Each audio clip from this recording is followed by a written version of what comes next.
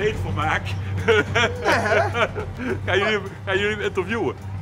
Ja, weet ik niet, maar... Oh nee, weet ik niet. Die komen hier. Ik ben Rob Werks, ik ben de deken van Roermond. Bisschop Wiertz is een van mijn parochianen. En ik heb hem net even... Ja, maar dat kan toch geen toeval zien? Nee, ik geloof ook niet in toeval. Nee, maar dit kan geen toeval zien. We rijden hier langs met ons uitje. Ja? We hebben hem net geparkeerd. We zien net uitgestapt. We zien dat de bisschop verhoest wordt en de deken komt op de fiets aan. Ik heb net even met hem gesproken en ik heb even afscheid van hem genomen. Met wie heb je gesproken? Niet met Gans boven, maar met Ebel. Met de bisschop zelf. En? Hij zit in een lege kamer en ja, het niet veel te doen op dit moment. Dus ik heb hem even, en ik heb hem even bedankt. Ik heb hem even bedankt voor 24 jaar bisschop zijn en geweldig. Hallo. Ja. Ja, 24. Ik ben weer in de fuik gelopen. Nee. Onschuldig. Ja. Maar heb je 24 jaar met hem samengewerkt? Ja, ik heb hem leren kennen als deken van Heerlen. Toen was ik in de Anna-parochie in Heerlen op het Bekkerveld. En wat word jij toen? Ik was pastoor van de Anna. Dus van de grote Peutskerk, Koepelkerk. Ja. En toen is Monsieur Gijssen is vertrokken en toen is Frans Wiertz bisschop geworden van Roermond. En toen heeft hij mij naar Roermond gehaald. Ja. En toen ben ik dus in hertenpastoor geworden en dan even nog een beetje directeur van een afdeling op het bisdom. En uiteindelijk ben ik het Frans Wiertz benoemd als deken van Horst.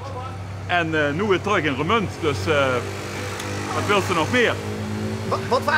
Wat is dat voor een band wat je samen hebt? Want je kent elkaar al hoe lang? Hoe zou je hem willen omschrijven? Heel simpel, een vader. Ja? Gewoon niet anders als een vader.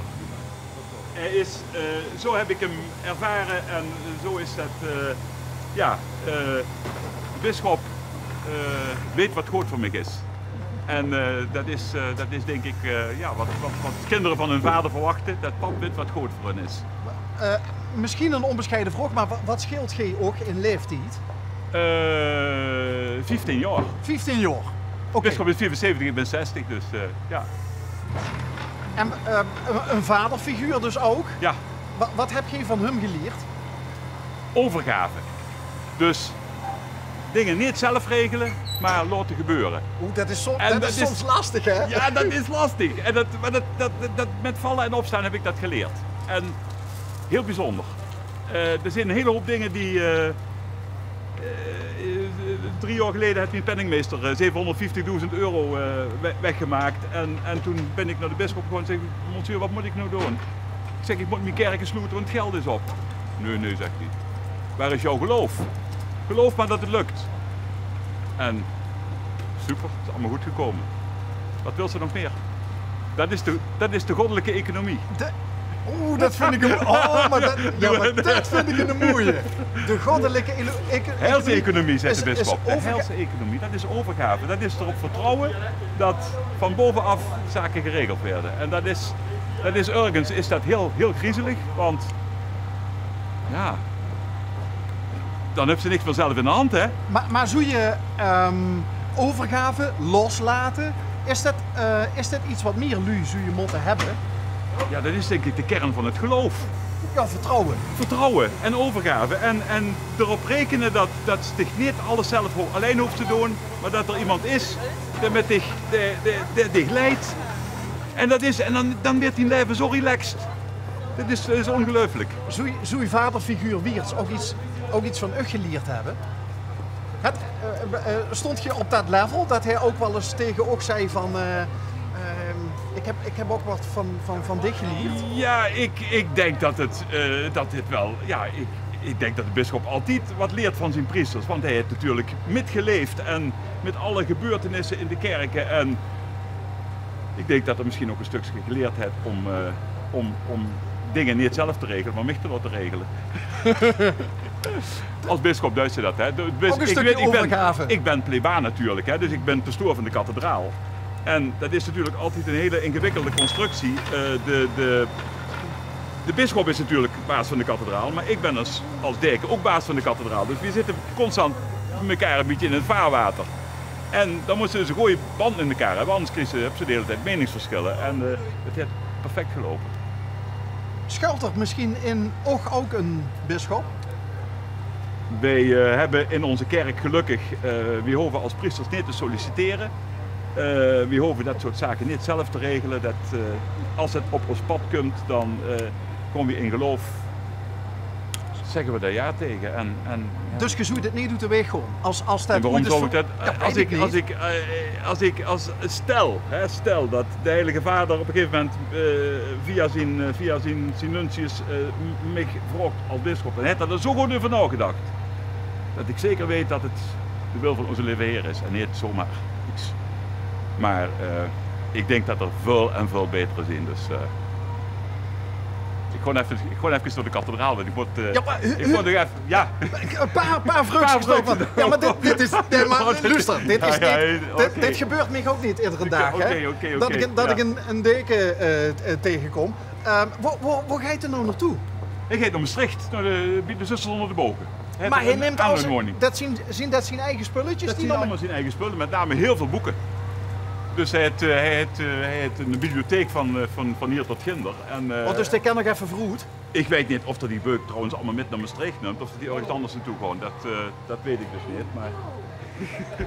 oh, dit is wel gezellig hier. Een feest ter herkenning is het. Even bij de les blijven. Het is wel erg gezellig hier. Maar geit heen het messen? Ja, ik denk het werk? Ik denk dat hij dat gaat missen, jou, want dat is natuurlijk, het is een hele overgang. Maar ik denk dat er dat dus in volkomen geloof en ook weer in volkomen overgave. Nou ja, dus, ik heb net met hem gesproken en hij is heel relaxed. En nou, ik vind het allemaal fijn voor mij ingepakt. En, wat kent ze met Monsignor Wiertz leuk doen in de relaxsfeer? Is het een wosse gezellig een drankje mee kunt doen? Of, een tas koffie drinken, een drankje, vroeger een dikke sigaar roken. Het een leuk gevoel voor humor? Ja, absoluut. Ja? Absoluut. Jawel, we hebben heel wat afgelachen. En hij heeft mij altijd als deken heeft mij mijn roepnaam verkleind. Ik heet Rob Merks en hij zag altijd Robje. En Robje, dat was zoiets van, dat was geen belediging of een kleinering. Dat was iets van, doe best voor mij. En ik wil er voor dich zijn. En genegenheid. Toppie, vaderschap. Lekker. Nou, maar ik vind dat zo leuk, omdat het is een hoe moet ik dat zeggen? Dit is geen alledaags gesprek. Was ze normaal als journalist zoes voeren met een geestelijke. Ja. Dus ik vind dit echt enorm leuk. Ja, ik ook. Want om ook de mens achter de geestelijke eens te kunnen aanschouwen, dat vind ik altijd mooi. En dat kan ze niet altijd via die werk overbrengen aan de lui. En nu ken ik dat wel. En dat maakt me eigenlijk best gelukkig. We zijn allemaal mensen, maar allemaal kinderen uiteindelijk van de Vader in de hemel. En dat geeft een geweldig goed en ontspannen gevoel.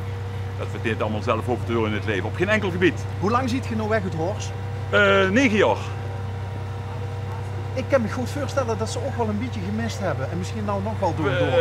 Het was een andere tijd, het was een andere setting. Een geweldig schone tijd. Een schone tijd? Een schone tijd. Geweldig, ja. Ik weet niet wat, we stonden in de weg. We hadden het verkeer op.